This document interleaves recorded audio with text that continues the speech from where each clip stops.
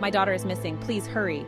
The Ramseys were a picture-perfect family. John, the successful businessman, Patsy, the devoted mother, and their children Burke and JonBenét, the epitome of childhood innocence. But on December 26, 1996, that facade shattered.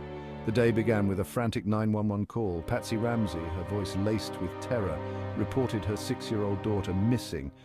A ransom note left on the back staircase demanded $118,000 for JonBenét's safe return. The house, a sprawling Tudor-style mansion in Boulder, Colorado, became a crime scene. Police officers swarmed the property. They searched every nook and cranny. Hours ticked by, each one a hammer blow to the family's dwindling hope. The ransom note, a bizarre and rambling 3-page plea, only deepened the mystery.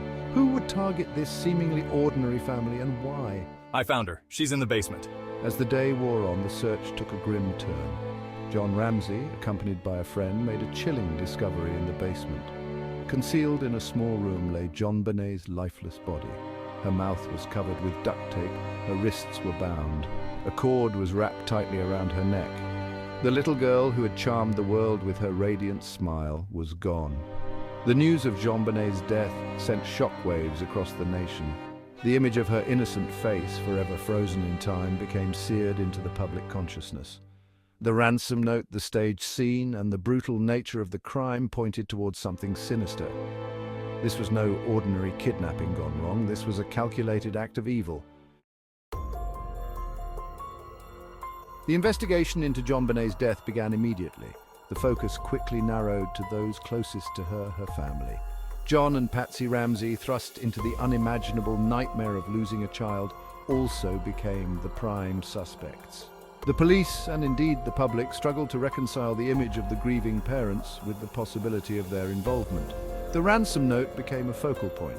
Its length and unusual language raised red flags. Handwriting analysis was inconclusive, but some experts pointed to similarities with Patsy's writing. The amount of money demanded, $118,000, was eerily close to John Ramsey's recent bonus.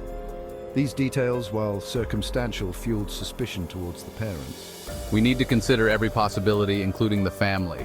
Adding to the cloud of doubt was the behavior of JonBenét's older brother, Burke, who was 9 years old at the time. His seemingly odd demeanor during media interviews struck some as suspicious. Theories emerged suggesting an accidental death during a sibling dispute, with these parents covering up the truth to protect Burke. The lack of forced entry into the house further fueled the suspicion that the killer was someone known to the family. The police, under immense pressure to solve the high-profile case, seemed to focus their efforts on building a case against the Ramseys. However, the lack of concrete physical evidence against them, combined with their consistent denial of any involvement, created a stalemate in the investigation. The question lingered: if the parents were not responsible, then who was? The investigation into JonBenét's murder was plagued by missteps and inconsistencies from the outset. The crime scene, compromised by the family and friends entering and exiting the house before the police secured it, became a point of contention. Crucial evidence may have been lost or contaminated, further hindering the investigation.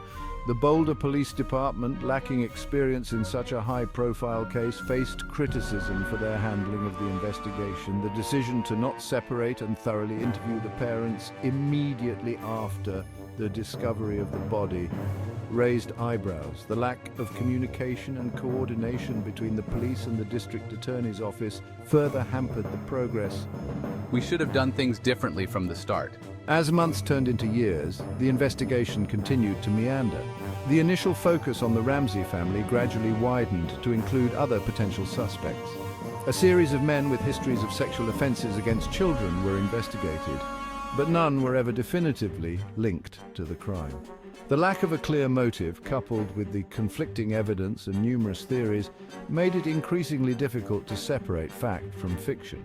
The grand jury, convened in 1999 to investigate the case, ultimately voted to indict John and Patsy Ramsey on charges related to JonBenét's death.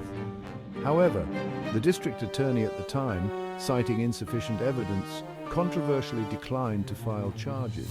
The Ramseys, while never formally cleared, maintained their innocence and continued to cooperate with the investigation.